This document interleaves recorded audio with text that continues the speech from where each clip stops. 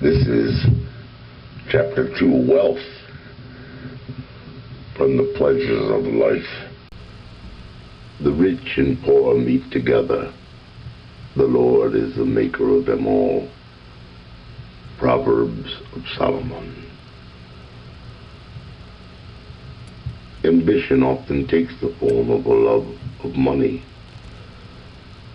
There are many who have never attempted art or music, poetry or science, but most people do something for a livelihood, and consequently an increase of income is not only acceptable in itself, but gives a pleasant feeling of success.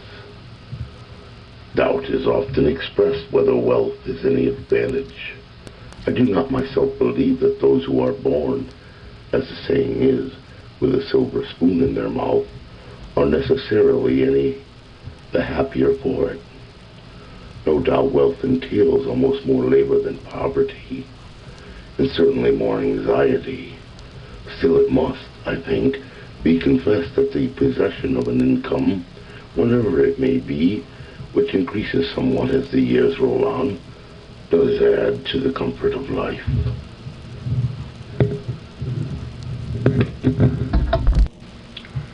Unquestionably, the possession of wealth is by no means unattended by drawbacks. Money and the love of money often go together. The poor man, as Emerson says, is the man who wishes to be rich. And the more a man has, the more he often longs to be richer, just as drinking often does but increase thirst. So in many cases, the craving for riches does grow with wealth. This is, of course, especially the case when money is sought for its own sake. Moreover, it is often easier to make money than to keep or to enjoy it. Keeping it is dull and anxious drudgery. The dread of loss may hang like a dark cloud over life. Apicius, when he had squandered most of his patrimony, but had still 250,000 crowns left, committed suicide. As Seneca tells us, for fear he should die of hunger. Wealth is certainly no sinecure. Moreover, the value of money depends partly on knowing what to do with it, partly on the manner in which it is acquired. Quote, acquire money, thy friends say, that we also may have some. If I can acquire money and also keep myself modest and faithful and magnanimous, point out the way and I will acquire it. But if you ask me to love the things which are good in my own, in order that you may gain things that are not good, see how unfair and unwise you are. For which would you rather have? Money or a faithful and modest friend? What hinders a man who has clearly comprehended these things from living with a light heart and bearing easily the reins, quietly expecting everything which can happen, and enduring that which has already happened? Would you have me to bear poverty? Come and you will know what poverty is when it has found one who can act well the part of a poor man. End quote. That was from Epictetus. We must bear in mind Solon's answer to Croesus. Quote, sir, if any other come that hath better iron than you, he will be the master of all this gold. End quote. Midas is another case in point.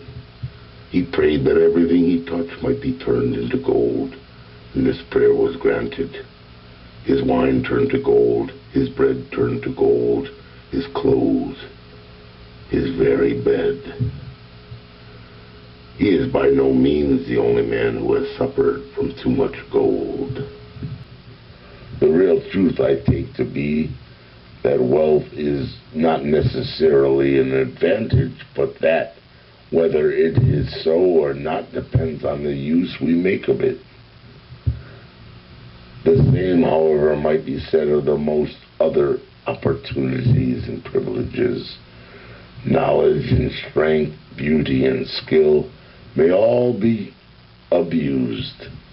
If we neglect or misuse them, we are worse off than if we had never had them.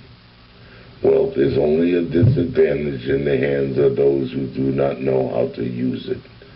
It gives the command of so many other things: leisure, the power of helping friends, books, works of art, opportunities, and means of travel. It would, however, be easy to exaggerate the advantages of money. It is well worth having and worth working for, but it does not require too great a sacrifice. Not indeed so great as is often offered up to it. A wise proverb tells us that good may be bought too dear. If wealth is to be valued because it gives leisure, clearly it would be a mistake to sacrifice leisure in the struggle for wealth. Money has no doubt also a tendency to make men poor in spirit. But, on the other hand, what gift is there which is without danger?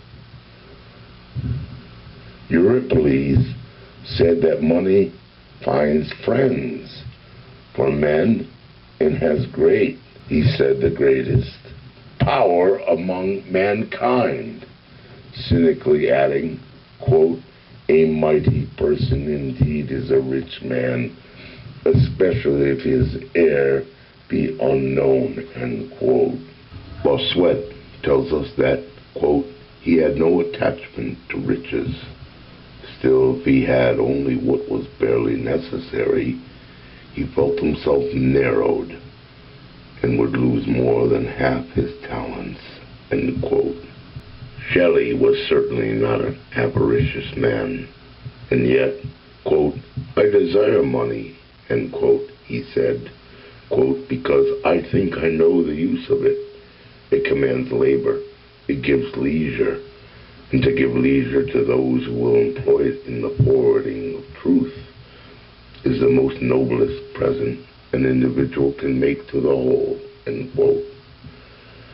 Many will have felt with Pepys when he quaintly and piously says, quote, abroad with my wife, the first time that ever I rode in my own coach, which do make my heart rejoice and praise God and pray him to bless it to me and continue it, end quote. This, indeed, was a somewhat selfish satisfaction.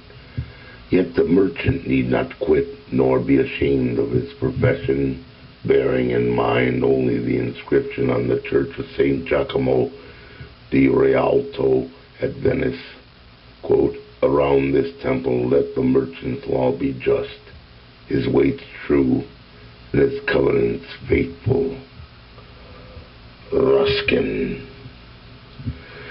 If life has been sacrificed to the rolling up of money for its own sake, the very means by which it was acquired will prevent its being enjoyed. The chill of poverty will have entered into the very bones. The term miser was happily chosen for such persons. They are essentially miserable.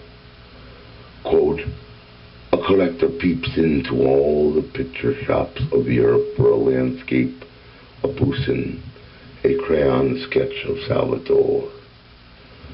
But the Transfiguration, the Last Judgment, the Communion of St. Jerome, and what are as transcendent as these, or on the walls of the Vatican, the Uffizi, or the Louvre, where every footman may see them, to say nothing of nature's pictures in every street, of sunsets and sunrises every day, in the sculpture of the human body never absent.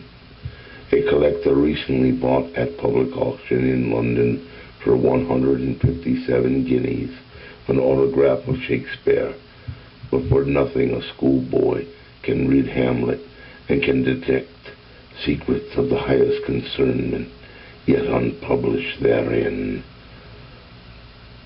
That was Emerson. And yet, quote, what hath the owner but the sight of it with his eyes, end quote.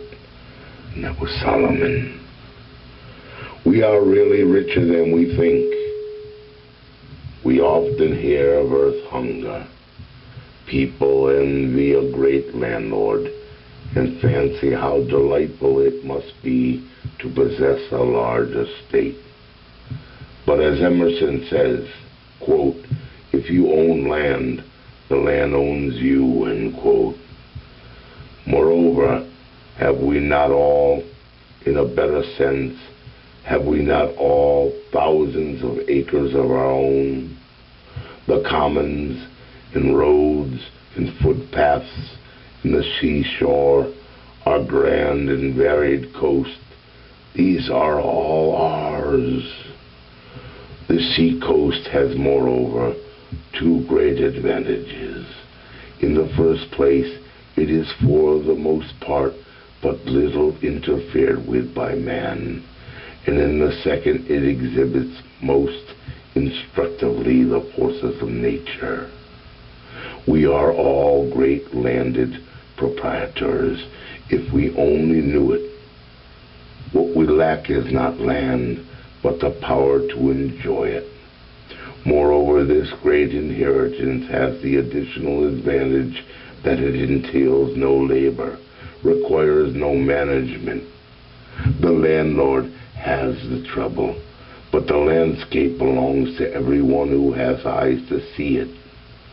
Thus Kingsley called the heaths round Eversley his, quote, winter garden, end quote, not because they were his in the eye of the law, but in that higher sense in which 10,000 persons may own the same thing.